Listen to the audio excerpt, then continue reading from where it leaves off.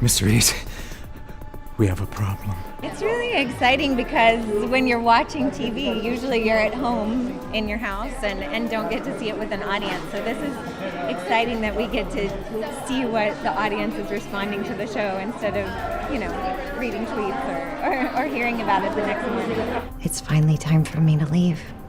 Are you as excited about this as I am? It's nice to go out and say hi to the fans, see what their ideas are of the show and the characters and what they like and what they dislike. And I enjoy it. I welcome it. And she's keeping records, detailed files. It's like he's hunting them. The best part of it is watching the show with a large audience, and usually an audience that's inclined to like your show. So it's like going to something on Broadway. You get to hear where the real laughs are, where the real gasps are, where they are hanging on every detail.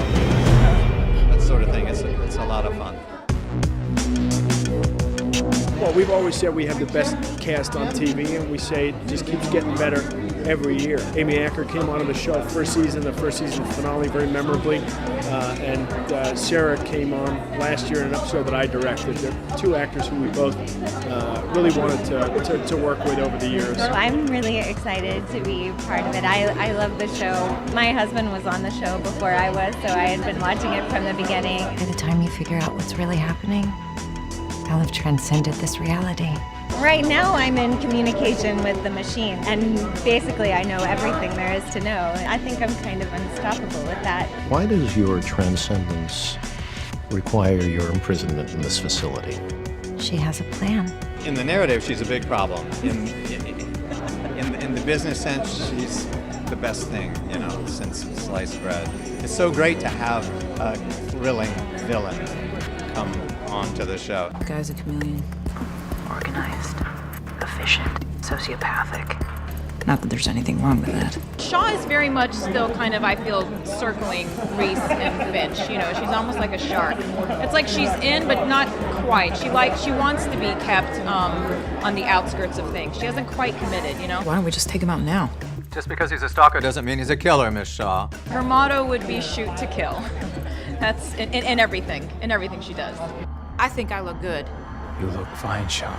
You just look angry. I think the fellas at home won't have that problem taking a look at her all the time. And she's very smart. She has trust issues, but there's a team player in there. What about you? Any big dates lately? I'm too busy saving the world from bad guys. That's the one question that I actually get asked a lot. Are Reese and Shaw gonna hook up or something? And they're like, oh, but the way you guys look at each other, I'm like, I'm just trying to think about my last line. I'm happy to have more characters on the show. More of a mix, and I do occasionally get an afternoon off, so that's all good. The dynamic between Fusco and Carter has definitely changed. Carter has been busted down a patrolman. So, Fusco's kind of in the precinct alone, swimming against the HR tide. I am incredibly excited about this season. We have a big, dark, crazy story to tell, and we're excited to bring audiences along for the ride. If you weren't gonna do that, I was.